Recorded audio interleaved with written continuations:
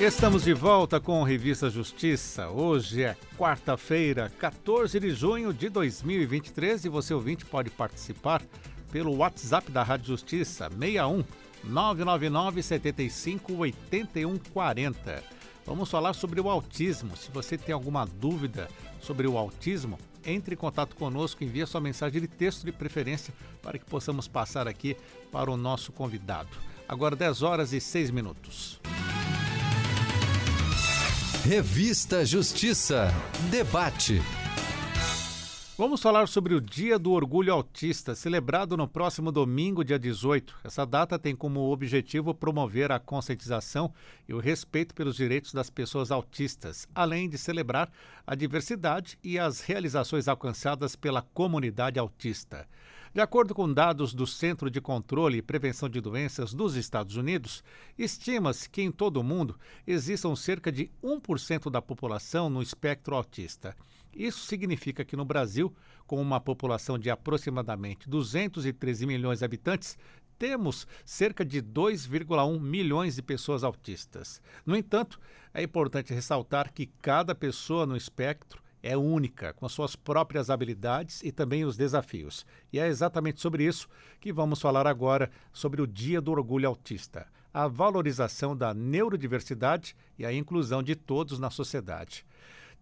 Tínhamos aqui já convidados fechados, combinados para estar conosco aqui, mas apresento ele, que está conosco aqui na Rádio Justiça. O presidente de honra do Movimento Orgulho Autista Brasil Moab e membro do projeto PRF Amiga dos Autistas, Fernando Cota. Seja bem-vindo mais uma vez, Fernando. Bom dia.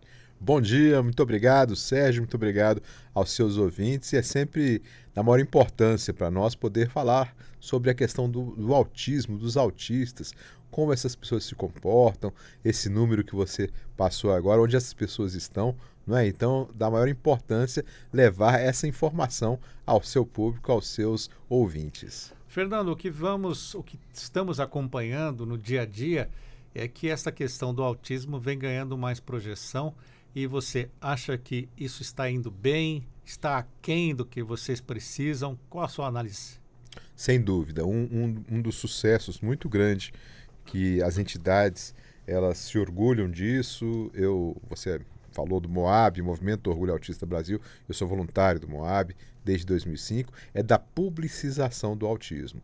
De fato, havia uma necessidade muito grande, há uma necessidade muito grande de demonstrar quem são essas pessoas, aonde estão essas pessoas, como se comportam, até porque só através do conhecimento, só através de acabar com a ignorância, no sentido das pessoas que ignoram o conhecimento, é que essas pessoas vão poder estar no mundo sem discriminação, no mundo com menos preconceito, e é esse o nosso objetivo. Então, nesse sentido, há muito sucesso, sim, na publicização dessa causa do autismo na sociedade civil, de um modo geral. As pessoas falam mais, Eu tenho um filho de 25 anos, que eu sempre falo que era o Fernandinho, agora é o Fernandão, porque ele está maior do que eu já, mas na minha época, como eu digo, há mais de 20 anos atrás, boa parte dos médicos, que são os peritos, os técnicos no assunto, não sabiam o que era isso. Eu tive uma história de peregrinação, até desconfiarem que podia ser o autismo. E assim também muitos pais daquele período tinham essa história. Hoje é diferente. Hoje qualquer pessoa já ouviu falar do autismo, já ouviu falar que essas pessoas existem, conhece um autista, e até pelos últimos dados do CDC, que é o órgão norte-americano que faz essa estatística, é o responsável por essa estatização, por esses números, a cada 36 nascimentos tem um autista nascendo, uma pessoa dentro do espectro autista. Então, por uma questão de estatística, aqueles que ainda não têm na família certamente vão ter. Fernando, vamos falar um pouco, daqui a pouco a gente vai falar do evento, que é o Dia do Orgulho Autista, mas temos uma lei também, que é a Lei Fernando Cota, a Lei Distrital 4.568 de 2011. A lei está no papel e na prática, como está? Fale um pouco dessa lei para nós. Pois é, isso é muito importante, contar com parceiros como você, doutor Sérgio, para divulgar isso. A lei, não só a Lei Fernando Cota, como as leis no Brasil inteiro que falam do autismo, a lei federal, e as leis estaduais e até municipais que estão, muitas delas, infelizmente, ainda estão no papel. E nós temos conseguido, com essa publicização, demonstrando essa necessidade dos meninos na escola, por exemplo, o monitor na escola, que é o acompanhante especializado, não é? Na área de saúde, os médicos, como falei aqui, conhecerem sobre essas pessoas, sobre comportamentos, a questão dos diagnósticos, não é? Então nós temos ainda um esforço muito grande para tirar isso do papel, ainda para tornar realidade na vida das pessoas, no cotidiano dessas famílias. E primeiro a gente teve que fazer isso, a gente como cidadãos, como entidade, nós tivemos que aprender a desenhar um anteprojeto de lei, a frequentar os parlamentares, o gabinete dos parlamentares, sentar com a assessoria dessas pessoas e saber como é que se fazia um projeto de lei. Não é? Como é que a gente desenha um anteprojeto para aquilo virar, para aquilo tramitar nas comissões. A gente não sabia nada disso, teve que aprender, aprendemos, e hoje temos leis aí, tanto, como falei, na esfera, desde do município, passando pelo estado e até leis federais também nesse sentido, umas específicas sobre o autismo, outras que abarcam as pessoas com deficiência, onde estão também situados os autistas. Isso é da maior importância, porque é um instrumento que muitas vezes, como foi muito bem colocado nessa questão de só estarem no papel, ainda não fazem parte, muitas vezes, do cotidiano dessas famílias, são instrumentos para poder ser usados com, eu digo, os tomadores de decisão, não é, que são gestores públicos, né? Muitas vezes aquele gestor que vai desde o diretor da escola, né, de uma escola lá municipal, tudo, até o governador do estado, até o presidente da República, né? E é um instrumento que muitas vezes eu recebo cumprimentos, o doutor Sérgio, das pessoas muitas vezes falando, puxa, eu quero te cumprimentar porque por conta da lei é que meu filho está na escola e ele está na escola com um acompanhante especializado e só consegui isso muitas vezes na justiça. Né? E a justiça tem um papel muito importante, onde o gestor, eu digo o mau gestor, infelizmente não cumpre uma lei específica que vai melhorar a qualidade de vida não só daquela pessoa, mas daquela família.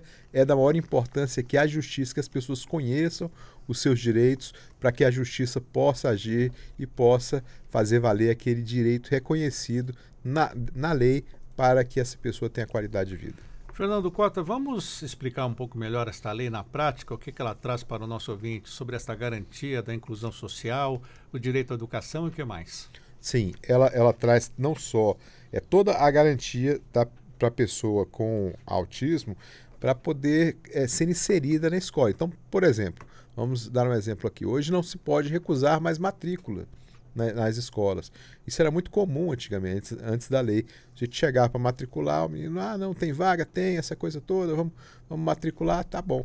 E aí, quando falava, muitas vezes no final, olha, só tem um detalhe, ele é autista. Opa, peraí, agora é que eu acabei de ver, as vagas estão lotadas. Então, nossa, as vagas acabaram, era uma situação que não, ou então não tem condição de receber essa pessoa.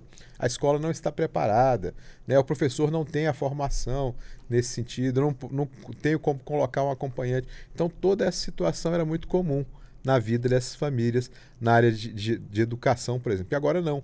Agora, depois dessas leis, essas pessoas não podem mais ser recusadas em escola nenhuma. Você não pode falar, tem a escola ali que vai receber, mas a minha não pode. Ou tem a escola especial. Não. A escola especial é uma escola diferenciada para receber aquele aluno que precisa da escola especial.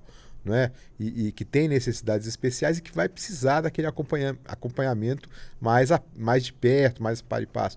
E, entretanto, a escola inclusiva, verdadeiramente o nome, né, esse nome escola inclusiva, na realidade que a gente chama de escola regular, né, o nome técnico é escola regular, ela tem que ser verdadeiramente inclusiva. Tem que receber aquela pessoa que precisa, inclusive, de um equipamento especial, tem que ter uma sala de recursos, tudo isso. E tudo isso nós só conseguimos através das leis. Né? Nós só conseguimos colocar no arcabouço das leis. E na questão da saúde, por exemplo, né, o médico hoje não pode recusar, dizer, eu não sou especializado, não conheço sobre o autismo, né, se eu tenho que procurar, não. O médico ele pode fazer o encaminhamento para esse indivíduo, mas ele não pode ser recusado mas para aquele médico, para aquele sistema de saúde, né? O BPC na assistência social, o BPC chama benefício de prestação continuada. É um recurso de um salário mínimo que essa pessoa recebe, está descrito na LOAS, Lei Orgânica da Assistência Social. E esse indivíduo, ele tem uma limitação de renda, né? São 3 salários mínimos, isso pode ser revisto a cada situação, né? Isso pode ser visto, a justiça tem visto isso muito em cada situação, porque às vezes, por exemplo, o sujeito ele recebe 3 salários mínimos, isso é per capita, 3 salários mínimos por pessoa da família, né? E na realidade é bom até explicar isso. Por favor. Como é que funciona isso? A família tem uma renda, às vezes tem pai, mãe, às vezes só tem mãe, né? É muito comum, né? E ninguém mais trabalha. E aí pega-se o valor que esse sujeito recebe e divide pelo número de pessoas que existem na família. Então existem 3, 4 filhos, muitas vezes divide todo aquele valor. E se ele receber, se a quantia for menor do que 3 salários mínimos, como eu disse, 3 salários mínimos é o que está na lei, é a regra, mas isso pode ser estendido dependendo de cada caso. Por exemplo, o sujeito ganha um pouquinho mais, a renda dá um pouquinho mais, de 3 dá 4, 5, dá meio salário mínimo, mas o sujeito tem um gasto muito grande com medicação, por exemplo, né? A medicação no Brasil é cara, é taxada, né? Essa coisa toda. Então, mas a pessoa tem direito a isso, tem direito a receber esse salário, esse valor, que é um salário mínimo, justamente para que possa melhorar a qualidade de vida, inserir essa pessoa em programas, né? que os governos não atendem ainda, comprar medicação, não é toda medicação que essa pessoa precisa, que é ofertada ainda pelo SUS. Então tem todo... E a lei é muito ampla nesse sentido. A lei garante tudo isso para as pessoas. A lei garante campanhas publicitárias nesse sentido também para as pessoas, né, autistas, para a sociedade de um modo geral conhecer. Quando as pessoas conhecem os autistas, quando você passa a conviver com essa pessoa, é muito bom, porque você conhece a diferença desse indivíduo. Você passa a conviver com uma diversidade muito maior. Você falou isso agora há pouco, doutor Sérgio. Diversidade, inclusão, e o grande objetivo é esse, é inserir essa pessoa na sociedade e demonstrar que nós todos somos diferentes. Né? Então, assim, tem o magro, tem o obeso, né? Tem o alto, tem o baixo, nós todos temos necessidades, né? Diferenciadas muitas vezes. E essas pessoas têm, vamos dizer, uma necessidade um pouco maior. Por isso é que são pessoas com deficiência, por isso é que têm necessidades especiais. E é salutar para a sociedade conviver com a diferença, conviver com a dificuldade, porque os outros também convivem com você. E hoje em dia a gente precisa saber que é muito bom isso, que a gente ganha muito com essa diversidade. A gente deixa de limitar o nosso pensamento, a nossa vivência com essa questão. Estamos aqui na Rádio Justiça falando hoje sobre o Dia do Orgulho Autista. E, Fernando Cota, temos aqui na Lei Distrital 4.568, um artigo 3º, serão assinados convênios para a criação no âmbito das instituições de ensino superior públicas e privadas, em especial a Universidade de Brasília, de especializações de educadores pedagogos voltadas para a educação especial, direcionada às pessoas portadoras, às pessoas com autismo, na verdade, e outros transtornos globais do desenvolvimento nas áreas de pedagogia, medicina, enfermagem, psicologia, fisioterapia, fonoaudiologia e terapia ocupacional em suas respectivas unidades. Como está esse artigo 3º na prática? Isso já foi feito, né? Já foram assinados, já ocorreu muitas vezes. É uma lei de 2011, né? Então, por isso, primeiro que eu queria falar que traz essa questão do portador, hoje não se usa mais o portador. Sim, por isso que eu até me corrigi aqui, porque o texto traz ainda portador. Né? Mas é importante dizer que o texto é que traz isso, né? Isso ainda está na lei. Então, realmente, é dessa forma ainda que se refere à lei. Todavia, nós sabemos que hoje são pessoas com deficiência, pessoas com autismo, né? E não portadoras. Portador daquela ideia de transitoriedade. Né? Você porta a sua carteira de identidade, a sua cédula, enfim. E no caso da deficiência, no caso do autismo, não é isso que ocorre. Né? Só para a gente deixar bem claro. Mas sim, existem sim acordos assinados, convênios assinados sim, com a Universidade de Brasília.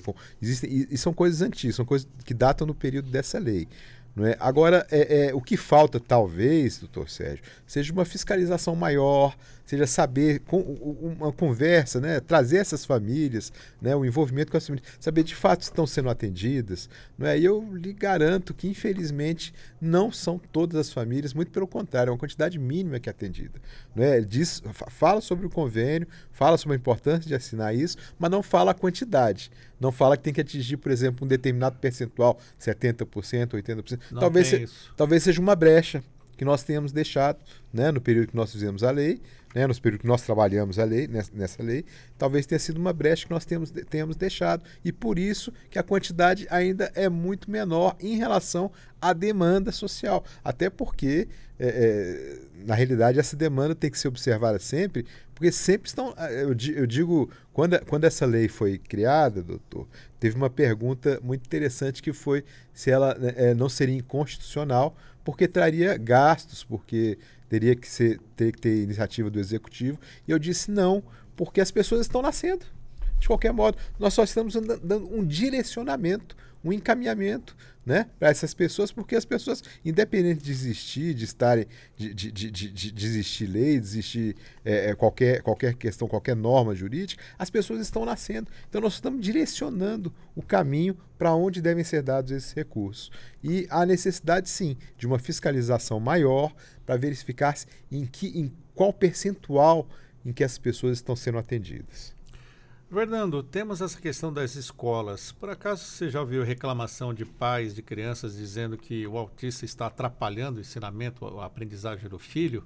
Lamentavelmente, é aquilo que a gente fala, é por conta do desconhecimento, eu atribuo, por conta da ignorância no sentido de não conhecer a realidade dessas pessoas. Infelizmente, isso é até muito comum. Mas aí é a escola que falha para ter um acompanhante adequado, preparado? Sim. Pergunta até sobre essa preparação. As instituições, o próprio governo, ele vem capacitando esses profissionais? Sim, o governo os governos de um modo geral, né? Vamos falar, de modo geral, os governos eles vêm capacitando sim esses profissionais, mas não na medida em que as demandas ocorrem. Então esse é que é o problema. Muitas vezes nós dizemos que existem ilhas, né, de espaços onde essas pessoas são treinadas, onde essas pessoas são capacitadas. No entanto, o que tem se observado é de um modo geral, e isso é não só na escola, é que essa capacitação ainda está muito aquém da demanda que chega, da demanda necessária. Nós falamos agora há pouco de 1 para cada 36 nascimentos, então veja que até a questão do diagnóstico mudou, né, se atualizou. Então nós temos que atualizar também essa questão da necessidade dessa capacitação atender essa demanda. E quando chega essa reclamação para você dos pais, o que você comenta, o que você orienta? Olha, normalmente aí a gente tem um projeto do Movimento Orgulho Autista Brasil, do qual faço parte, como eu falei, sou voluntário desde 2005, do MOAB, em que a primeira coisa é tentar sensibilizar pela conversa. Procurar saber cadê o gestor, onde está, não é? E levar informação primeiro. Não é? Nós temos parceiros que também trabalham conosco isso, a Ordem dos Advogados do Brasil, por exemplo, não é? Tem trabalhos voltados. Existe uma comissão específica do autismo, existe uma comissão das pessoas com deficiência, e nós temos trabalhos também nesse sentido, e nós sempre chamamos os parceiros. E um parceiro muito bom é a Ordem são advogados, é a Ordem dos Advogados do Brasil, e que nos auxiliam. Não é? Esses movimentos, eu sou policial rodoviário federal, como você sabe, sou voluntário do movimento. E temos advogados também que são voluntários, né? E primeiro passo é essa conversa. E normalmente isso aí já quebra, vamos dizer assim, eu acho que 70%, 80% nessa conversa já se resolve, normalmente, essa questão.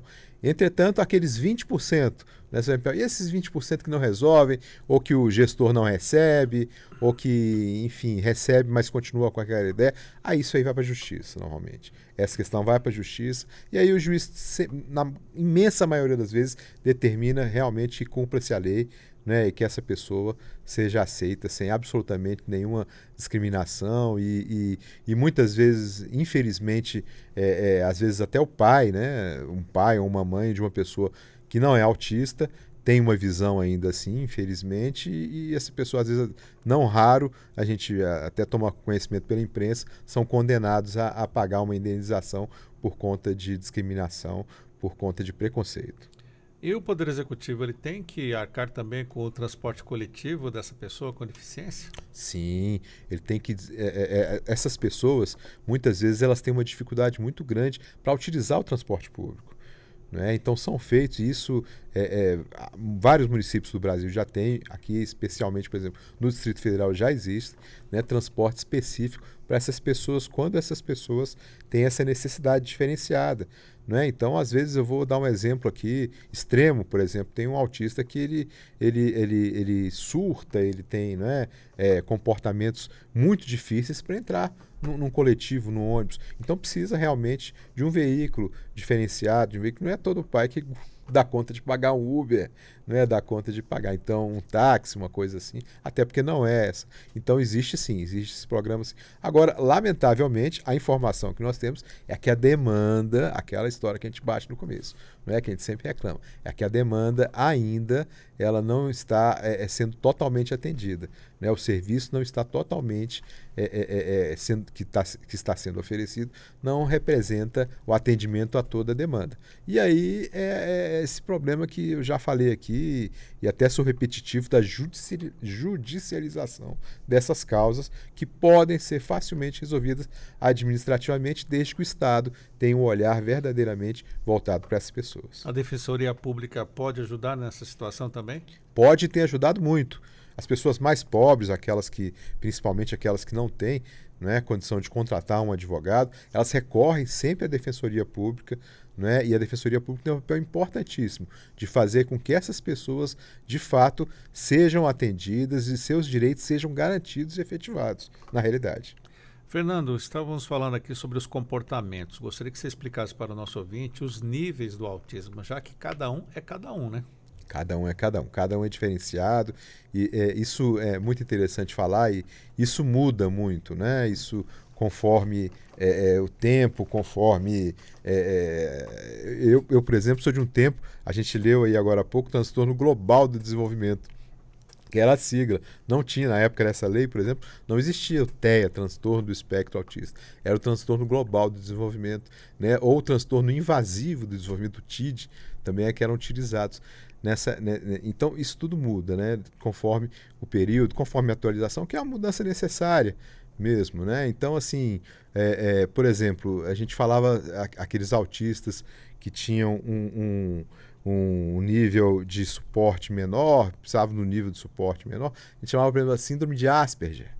Né, que era um médico, Hans Asperger, um médico austríaco, que na realidade tinha feito todo um trabalho nesse sentido. Depois, mais recentemente, se descobriu que o Hans Asperger estava envolvido, por exemplo, com o nazismo. Né? Então ele separava pessoas, estou falando a grosso modo aqui, né? Mas isso tem fartamente na internet, é fácil de achar, mas separava essas pessoas e com essas pessoas fazia um trabalho diferenciado e até cruel. Né? Então, como é que você vai continuar utilizando um nome desse? De certa forma, era até uma homenagem para essa pessoa quando se descobriu que ele era um médico que tinha atuado na questão do nazismo também. Então, mudou-se isso. Hoje não se fala mais, não tem mais essa nomenclatura. Então, hoje são os níveis de suporte. É o nível 1, 2 e 3. O nível 3 é aquele que precisa de mais suporte. Né? Meu filho é autista de nível 3, por exemplo.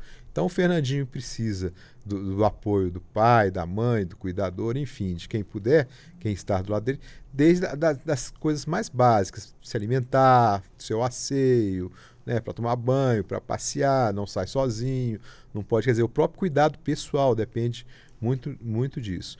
O nível 2 é o nível intermediário, né, aquele que precisa, sim, de ajuda para muitas coisas e para outras não. Isso varia. Né, entre os autistas. E o nível de suporte 1 é aquele que ele conseguiu normalmente estudar, ele conseguiu trabalhar, ele consegue se desenvolver muito parecido com a pessoa que não é autista. Mas ele tem dificuldades, sim. Ele tem dificuldades especiais, e aí varia de cada um, né? Varia cada um. Eu conheço autistas que falam muito bem, melhor do que nós, com toda a licença aqui, doutor Sérgio, melhor do que nós aqui estamos falando, né? E que tem o diagnóstico de autista, mas não consegue fazer uma atividade simples. Por exemplo, eu conheço um que tem uma dificuldade imensa para abotoar, né, os botões da camisa. Ele tem que pedir normalmente para alguém, né, fazer isso, mas ele consegue se desenvolver muito bem em outras áreas. né? Eu soube há pouco tempo de um médico, por exemplo, que ele é o maior cirurgião brasileiro em robótica numa área que eu não vou falar, senão vão identificar quem é. E ele é autista, tem o diagnóstico de autismo. Não é porque tem dificuldade de relacionamento, tem dificuldade, né, de fazer determinadas situações, determinadas coisas que são simples para nós que não somos autistas. Então é muito importante entender isso, que às vezes a pessoa também coloca, o sujeito coloca, não, mas então ele não precisa, porque olha ali, ele está falando, ele está muito bem, não, sim. Você não sabe a realidade dessa pessoa, que esse sujeito passa em casa. Né? Porque esse sujeito passa a dificuldade que ele tem no trabalho, por exemplo, para socializar com outras pessoas.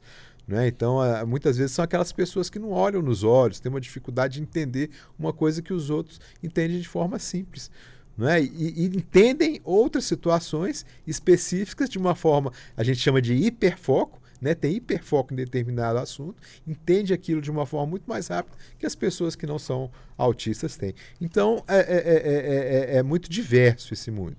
Né? Mas é muito importante a gente saber, assim, todos os níveis de autismo têm direito a essas políticas públicas que são garantidas em lei para as pessoas autistas e para as pessoas com deficiência. E esse diagnóstico, como ele é feito? Esse diagnóstico, primeiro, ele é feito por um perito, que é o médico. Né? Ainda é o médico. Né? Hoje se fala de um diagnóstico que tem, na realidade, deve ter outros profissionais envolvidos. Né? Também da área de saúde nesse processo. Todavia, hoje ainda, quem faz esse diagnóstico é o médico, e o médico é o único perito. Né? Eu, por exemplo, sou policial, você é radialista, deve ser jornalista, enfim, nós não temos condição de fazer. Nós podemos olhar, esse jeito balança as mãozinhas, faz movimento pendular, não olha nos olhos, nós podemos ter uma noção disso. Mas quem vai, na realidade, dar esse diagnóstico, e de que forma? Com a anamnese, com a conversa com os cuidadores, com os pais, com a análise dos comportamentos dessas pessoas. Né? Muitas vezes o sujeito vê aquele panfleto com os comportamentos característicos do autista e fala, eu sou meio autista. E isso não é assim, não. Né? E isso, na realidade, é muito sério e tem que ser visto por um profissional que tem a competência para isso, que tem a perícia, que é o médico, e que pode dizer se esse sujeito está, sim, no transtorno do espectro autista ou não. Com toda essa descrição dos níveis 1, 2 e 3, podemos dizer, Fernando, que temos muitos autistas sem diagnóstico ainda? Muitos adultos? Autistas, muitos. E é uma questão muito interessante. Pois não, Fernando, conte pra gente. Eu queria falar um pouquinho mais sobre isso, Sérgio, e de casos particulares, por exemplo. Nós lançamos há pouco tempo, na Polícia Rodoviária Federal, o projeto PRF Amiga dos Autistas. Isso é muito interessante, porque era um projeto que nós já tínhamos tentado há muitos anos, né, e nunca conseguimos. Isso não é coisa de polícia, isso não é polícia e segurança pública. E a gente sempre insistindo, né, porque dizia, não, olha, isso é coisa assim, os policiais, eles também têm as suas dificuldades, as suas situações, como os outros qualquer, né? Também tem filhos, também tem uma família, também tem as suas dificuldades. Enfim, e nós lançamos esse projeto e são situações muito interessantes. Né? São pessoas que muitas vezes você conhece, você percebe. Né? Já falei, meu filho tem 25 anos, né? Então a gente tem algum conhecimento nesse sentido. Percebe que aquela pessoa pode estar no espectro, né? Como nós falamos, mas ao mesmo tempo você tem uma limitação legal nesse sentido. Por quê? Porque esse sujeito pode ter sim, pode estar sim no espectro autista, entretanto, se ele muitas vezes dizer isso, ele é aposentado na hora. Né? Se ele for das Forças Armadas, ele é reformado na hora. Então, muitas vezes você veja que nós precisamos até adequar a legislação a esse novo mundo, vamos dizer, esse mundo moderno que nós temos aí. Não é? Porque o sujeito muitas vezes tem o diagnóstico e não quer, não passa para frente. Outros têm o comportamento e não quer. Eu conheço pais, por exemplo, de autistas e principalmente aí, como são esses autistas de suporte 1, né, os autistas mais leves, como nós chamamos, né, que muitas vezes eles preferem que os filhos eles sabem, a gente até, né, tem intimidade de comentar, olha, seu filho já percebeu essa situação, esse que é um assunto muito delicado, inclusive. Né? Até para entrar nesse assunto, né? Tem que ter muita intimidade, isso, exato, tem que ter muita intimidade. Né? E muitas vezes eu já conheço pais que falam, não, eu prefiro que ele não tenha o diagnóstico, que ele não use esse diagnóstico agora. É mesmo? Por quê? E a gente fala, não, mas ele vai ter todo o acesso, por exemplo, à lei, às leis brasileiras sobre a pessoa com deficiência, né? Que são das melhores do mundo, inclusive, pelo menos no papel. Não é? E os pais falam, muitas vezes eu conheço alguns pais, né, que falam, não, eu prefiro que não, porque senão ele vai se acomodar com isso, ele vai, né, na realidade vai, por exemplo, utilizar isso aí como cota no mercado de trabalho, eu não quero, ele já, não é? Então, assim, e a gente tem que respeitar. E a nossa grande questão é o respeito. Né? Nós temos que respeitar. Nós só não podemos fazer com que essa pessoa, só temos que deixar claro para esses pais, e esses pais não podem fazer com que esse indivíduo perca oportunidades na vida em que a lei protege esses indivíduos.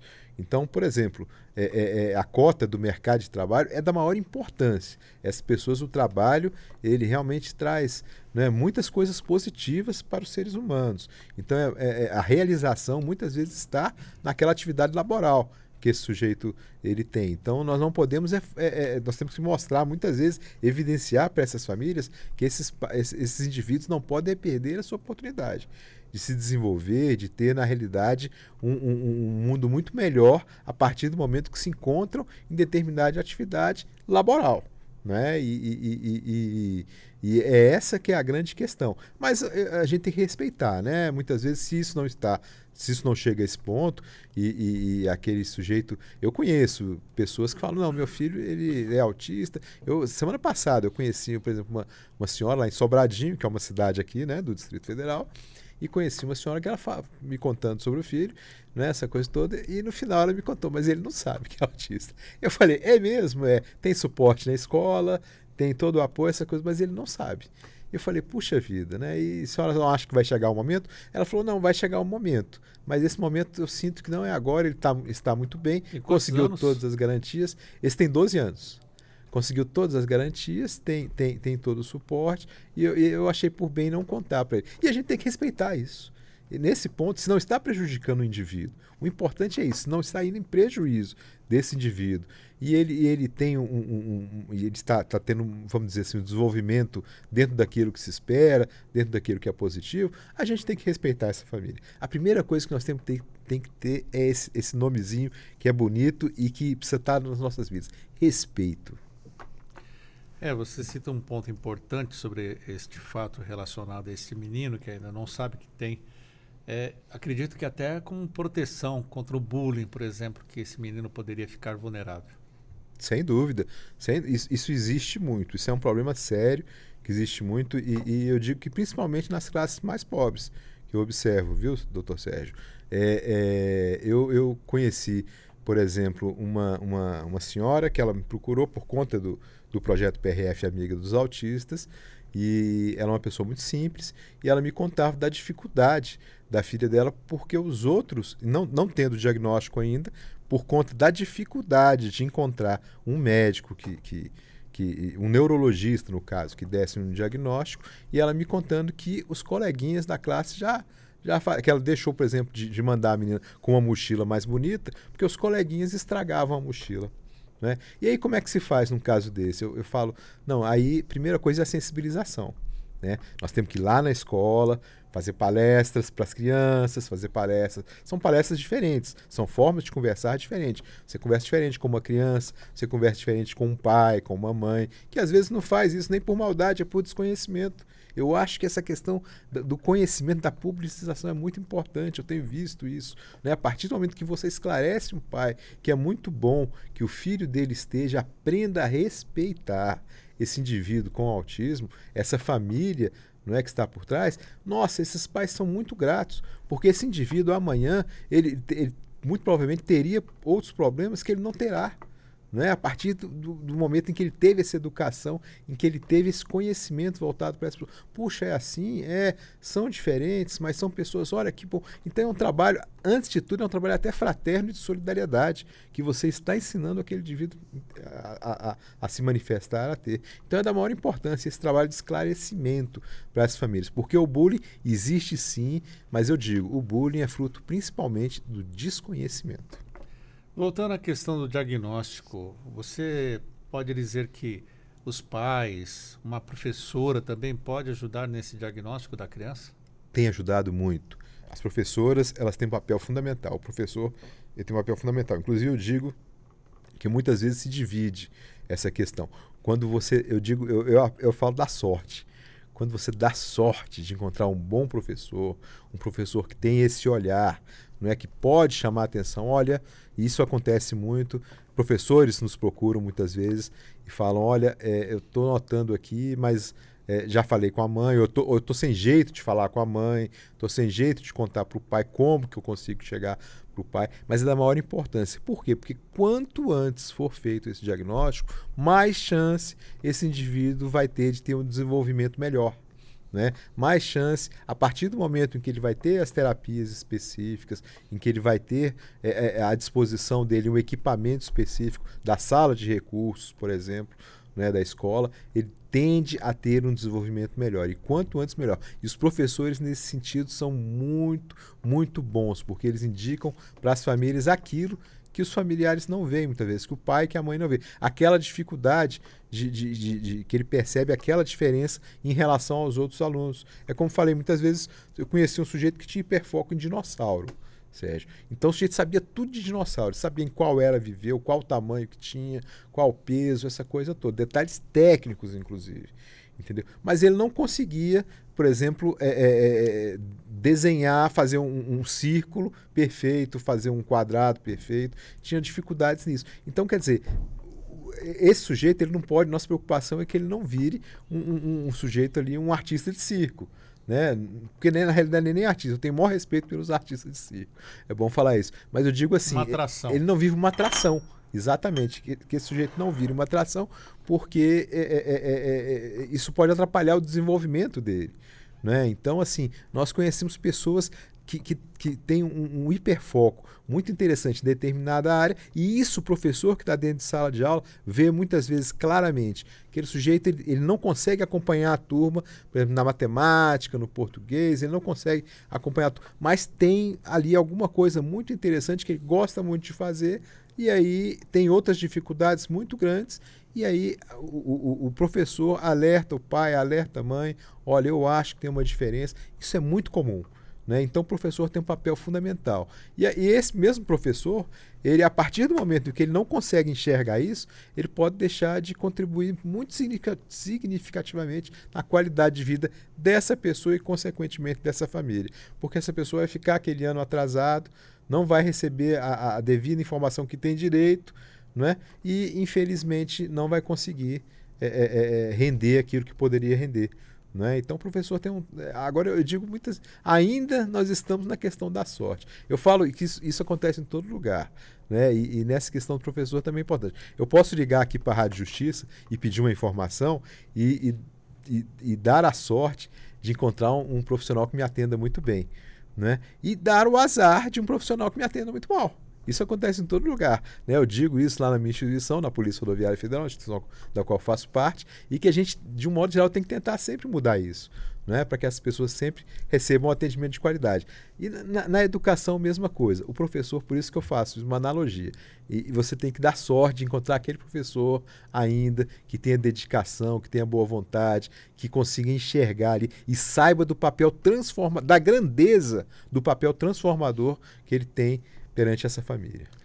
Voltamos à questão previdenciária, Fernando. Como funciona hoje? A criança sendo autista, a família já recebe algum auxílio? Como que é? Não. Nós temos um limitador de renda. Né? Há projetos de lei para tirar esse limitador de renda. Então, funciona nesse sentido.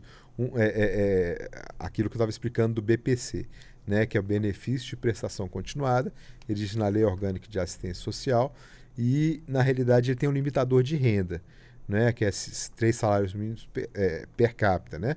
Então, assim, podendo se estender conforme o caso. Né? Aí, com uma avaliação, né, mais específica, né? Existem os peritos, né, da assistência social que fazem isso, né, e trabalham em cada município nesse tipo. Mas não, a pessoa recebe financeiramente, só existe esse benefício, né, especificamente pela questão da pessoa com deficiência. Sim. E o autista está inserido nesse meio, né, mas só recebe se ele tiver essa questão, né, da renda, ainda tem esse limitador de renda. Vaga de estacionamento especial para as pessoas idosas, mas também para outras pessoas. Tem uma disputa também, alguma desinformação nesse sentido, né, Fernando? Tem desinformação nesse sentido. Explica direitinho para o nosso ouvinte. Uma Isso. vaga que é destinada a idoso pode ser usada por alguém com autismo? Não. De idoso, não. A vaga especial para a pessoa com deficiência. Né? Nós temos as vagas para idosos e temos as vagas para pessoas com deficiência. E nessas vagas que a gente chama de vagas especiais, né? Aí sim, aí os autistas têm o direito ao estacionamento. Existem leis, não é? Essa lei que nós estamos aqui, ela tem uma especificidade. Né? Ela coloca lá, as pessoas autistas poderão utilizar o estacionamento destinado às pessoas com deficiência. Nessa lei. Na lei brasileira de inclusão, que também chamamos de Estatuto da Pessoa com Deficiência, né, também há, nesse sentido, uma informação dizendo que as pessoas com dificuldade de mobilidade, né, elas poderão também utilizar o estacionamento especial. Então, existem leis, né, municipais que tentam também regulamentar essa questão. Né, e de um modo geral, essas pessoas têm o direito, sim, né, a essa vaga especial, mas não a vaga de idoso. A vaga de idoso só aqueles que têm mais de 60 anos. Né? Deixar bem definido isso, bem claro, né? Isso, a vaga de pessoa com deficiência, sim, e é diferente, né? O símbolo universal ainda é aquela cadeira de rodas, né? Está se tentando mudar, já se mudou algumas coisas nesse sentido, né? Existem vagas já no Brasil, em algumas cidades, né? Aqui em Brasília também tem o símbolo aí do autismo, né? Que é esse laço, né, com o quebra-cabeças. Para a câmera, para quem está acompanhando pelo nosso YouTube, né? Isso. Que é esse laço com o quebra-cabeças, né? E existem já vagas, ou existem vagas escritas autistas, né? Então, assim, que podem ser usadas, aí são exclusivas de pessoas autistas. E tem que usar o cartão também de vaga especial? Muito importante sua pergunta. Tem que usar a credencial. A gente sabe que existe gente de má fé, gente que usa essas vagas sem poder, sem ter esse direito. Não é, porque é 5 minutinhos, essa coisa, né? São só 10 minutinhos, enquanto eu vou ali é rápido. Né? Isso não pode existir, gente. Porque, veja bem, imagine a situação. Aquela pessoa que tem a necessidade especial, que pode utilizar aquele espaço, que vai muitas vezes pensando em utilizar aquele espaço, precisando utilizar aquele espaço, chega lá e o espaço está ocupado por pessoas sem credencial. Então tem que procurar o Detran aí, né, que é o órgão competente, aí, o Departamento de Trânsito do seu estado, né, para que possa solicitar a documentação, entre as quais o laudo médico, né, que determina qual é a necessidade especial que essa pessoa tem, e a partir daí emite aquela credencial, né, emite aquele cartão, né, que o sujeito em alguns lugares pode plastificar, em outros não, né, e que essa pessoa pode, mas é a cargo dos DETRANS, do Departamento de Trânsito Estatuais, que é emitida essa credencial. Vamos falar agora do projeto PRF Amiga do Autista, Fernando. Conta pra gente um pouco da história desse movimento, desse projeto. Pois é, esse projeto é um projeto ambicioso, é um desafio que nós temos na Polícia Rodoviária Federal, e esse projeto é um projeto extenso, né, que ele começou agora em abril, foi lançado agora em abril, por conta do mês azul, do dia 2 de abril, que é o Dia Internacional dos Autistas, né? E é um projeto ambicioso, é um projeto que pretende capacitar os policiais rodoviários federais para as abordagens, né? Como que deve ser se esse sujeito, por exemplo, se você identificar uma pessoa autista e essa pessoa tem uma crise, né? Na hora da abordagem isso acontece, né? Como é que vamos entender essa pessoa? Muitas vezes está no volante e diz eu sou autista. E como é que o policial rodoviário federal deve, na realidade, proceder em relação a essa pessoa?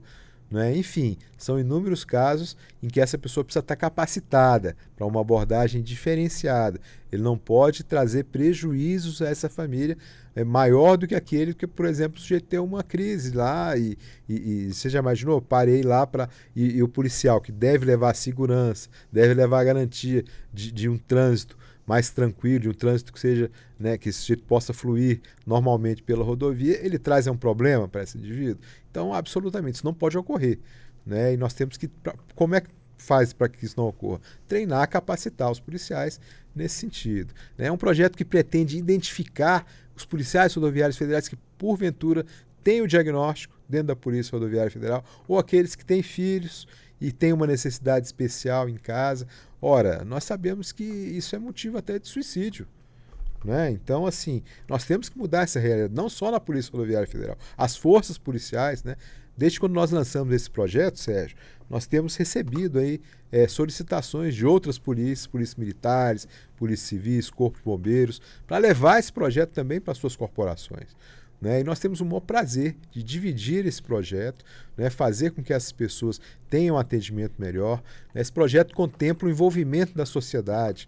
Né? Então, a partir do momento que isso tem acontecido muito, tanto que essa Blitz do autismo que nós vamos fazer agora, no dia 18, para celebrar o Dia do Orgulho Autista, tem várias entidades parceiras vão participar também, justamente para mostrar a necessidade de envolver a sociedade, da sociedade também de fora, dizer para nós policiais o que nós precisamos para melhorar essa polícia, para essa polícia ser uma polícia verdadeiramente cidadã, para estar com essas pessoas, para estar com a sociedade e dizer, olha, não, isso assim não funciona bem, é assim que tem que funcionar. Então nós precisamos da sociedade também, porque é de maior importância quem está de fora, dizer como podemos melhorar a Polícia Rodoviária Federal.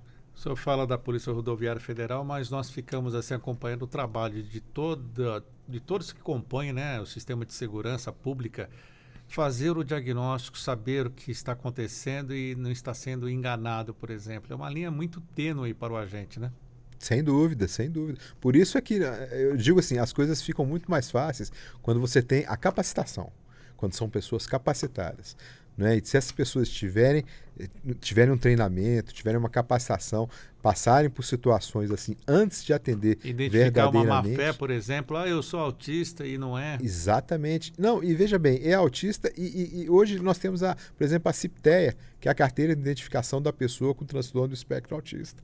Né? Hoje nós temos, se a pessoa não tirou, não quis emitir a CIPTEA, a carteira de identidade já tem o próprio símbolo autista. Mas não gosta de nada disso. Sim, anda com o laudo. Né? Enfim, nós temos várias formas. E primeiro a sensibilização, né? Vamos ver essas pessoas, vamos conhecer como é que se manifestam as pessoas autistas, vamos saber como essas pessoas, na realidade, de que forma que essas pessoas, na realidade, o comportamento dessas pessoas, como é de modo geral. A partir do momento que você tem esse conhecimento, aí fica muito mais fácil trabalhar.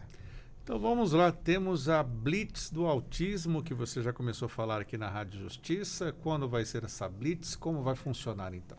Isso, no Brasil inteiro, né, nós vamos ter eventos, né, e a Polícia Rodoviária Federal, especialmente aqui em Brasília, Mato Grosso do Sul, no Acre, enfim, são diversos lugares. Mas aqui em Brasília, né, vai ser ali na EPIA, Estrada Parque Indústria e Abastecimento, próximo ao Departamento de Polícia Rodoviária Federal, que todo mundo conhece, aquele em forma de uma estrela ali, né, a gente chama de pétalas, né, aquelas pétalas, é bastante grande, tem uma caixa d'água ali com o símbolo PRF grande, e vai ser ali, né, e domingo agora, no dia 18 de junho, né, de 9 às 12 horas, os policiais rodoviários federais vão estar parando os veículos, né, a Blitz, e aí quando o condutor imaginar, puxa, agora vai ser aquela hora do baculejo, da fiscalização. Não.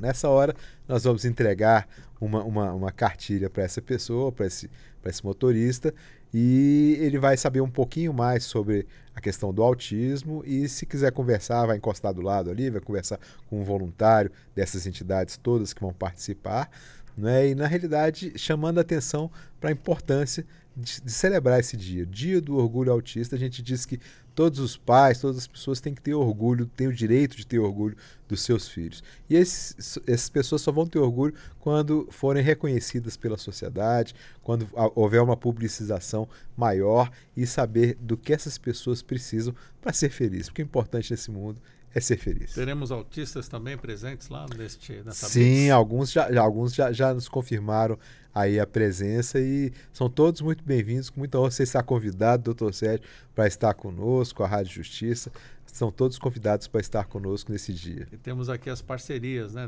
deste evento, né, o projeto PRF Amiga dos Autistas, a Associação Tudo Azul, a PAED, que é a Associação de Pais e Amigos dos Excepcionais e Deficientes de Taguatinga e Ceilândia, o MOAB, com certeza, Aliança Verde, Projeto Incluir, AMA, Abrace, também a FENA-PRF, é isso? Isso, Federação Nacional dos Policiais Rodoviários Federais. Institutos Anjos Azuis, também a Frente Parlamentar em Defesa dos Direitos das Pessoas com Autismo e Cromossomo do Amor, que vai participar deste evento. Sem dúvida. E estamos assim, com muito entusiasmo.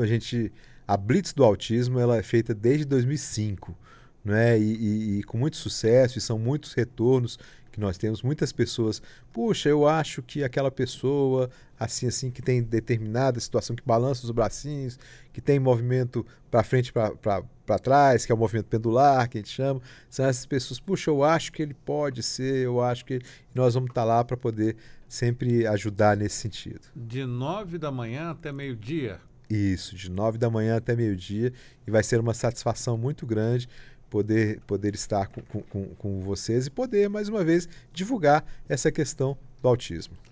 Fernando, uma última questão sobre esse ponto, né, do diagnóstico. Você já citou algumas características. Um pai, o que ele deve observar no filho, então? Esses movimentos, o que mais? Ele deve observar esses movimentos, deve observar se essa criança não olha nos olhos, né? Eu digo criança porque, principalmente nessa idade, né? Ela pode desenvolver o autismo depois de certa idade? Ou ela já é autista desde o começo e muda? Eu pergunto isso até porque esses dias, conversando com uma colega, ela percebeu que o filho, com o tempo, foi mudando de comportamento. Por exemplo, quando o pai chegava, ele ia fazer a festa com o pai. Aí depois começou a ficar introspectivo no quarto, ficava tipo desligado do que estava acontecendo em casa. Isso ocorre, então? Ocorre sim. A gente chama de gatilhos, né? E a gente não sabe exatamente quais são esses gatilhos, até porque varia de cada pessoa, né? A maior parte das pesquisas hoje, ela envolve a questão genética. Então, esse indivíduo já tem uma predisposição, né? Ou então esse indivíduo a gente diz que já nasceu autista. Todos os autistas já nasceram autistas. Entretanto, um gatilho, alguma coisa, isso é entendido de um modo geral. É por isso que nós dizemos a causa é multifatorial, né? E o ambiente pode favorecer ou não, né, esse indivíduo também, para que ele, de repente, o gatilho está no próprio ambiente que esse indivíduo vive, alguma situação, alguma coisa lá dentro pode ou não favorecer aquele indivíduo para que ele tenha, assim, esses comportamentos mais, assim, de forma mais apurada de se ver. Então, existe o autismo de regressão. Um caso, por exemplo, do meu filho. Meu filho começou a falar algumas palavras, pai, mãe, bola, e regrediu. Depois de determinado tempo, regrediu. Ele deixou de usar fraldas, depois teve que usar de novo. Hoje não usa mais. Mas, enfim, é o autismo de regressão. Então, pode sim. Esses casos são descritos muitas vezes, tanto tecnicamente quanto os pais. Então, o pai tem que observar o quê? Tem que observar se esse menino olha nos olhos, se o olhar dele não é um olhar, se ele consegue olhar por muito mais tempo, se ele, por exemplo, como é que ele brinca com os carros, se ele brinca com os carrinhos normal, empurrando, ou se ele enfileira os carrinhos, se ele prefere rodar a roda da bicicleta do que subir em cima da bicicleta para andar. Então, são todos esses, é um conjunto de fatores que esses pais têm que observar. Às vezes é aquele sujeito que rejeita carinho, né, inclusive dos próprios pais, né? Então, tudo isso tem que ser observado. O andar também? O andar também. O andar na ponta dos pés, isso o andar também nas pontas dos pés. Lembrando que isso não é para todo mundo. Sim. Né? Não, e nem todos. E você não precisa ter todas essas características para ser considerado autista. Né? Mas a partir do momento que você observa uma situação dessa, é importante procurar o profissional. É importante procurar o médico, né, o neurologista, ou o psiquiatra, ou até um psicólogo, né, que conheça do autismo. Muito bem, você ouvinte é o nosso convidado a participar do Dia do Orgulho Autista, dia 18, Blitz do Autismo, lá na Épia, em frente à PRF aqui em Brasília, das 9 ao meio-dia. Participe da Blitz do Autismo. A PRF vai estar lá junto com outras associações tratando desse tema e também trazendo orientações para você. Falamos sobre o Dia do Orgulho Autista Brasil, aqui, o Dia do Orgulho Autista, melhor dizendo, aqui na Rádio Justiça, com o nosso convidado. Queremos agradecer também às nossas convidadas que não puderam estar aqui, como, por exemplo, a presidente da Associação Brasileira de Autismo e Comportamento e Intervenção, a Abrace-DF, a Lucinete Ferreira de Andrade, que não pôde estar conosco, e também a presidente do Instituto Anjos Azuis e Braslândia DF, Dilvane Cardoso. E agradeço aqui presencialmente o presidente de honra do Movimento Orgulho Autista Brasil, MOAB, e membro do projeto PRF, amiga dos autistas, Fernando Cota. Fernando, muito obrigado por estar conosco aqui e as suas considerações finais. Nós que agradecemos a gentileza, mais uma vez, Sérgio, a oportunidade de poder falar sobre o autismo, sobre os autistas, e quero agradecer aos seus ouvintes e dizer que nós estamos sempre à disposição, ou na Polícia Rodoviária Federal, ou no Movimento Orgulho Autista Brasil, o MOAV, para esclarecer qualquer dúvida. Nossa intenção é melhorar a qualidade de vida dessas pessoas. Muito obrigado mais uma vez, 11 horas em ponto. O Revista Justiça de hoje fica por aqui. A apresentação e edição de Sérgio Duarte, a produção de Leandro Bezerra, trabalhos técnicos Luiz Alves, programação musical Josemar Fernandes, coordenação de jornalismo Bárbara Michelini, Secretaria de Comunicação Social, Supremo Tribunal Federal. Você fica agora com a Ariana Fonseca e mais um Entretexto. Um ótimo dia para você e até amanhã.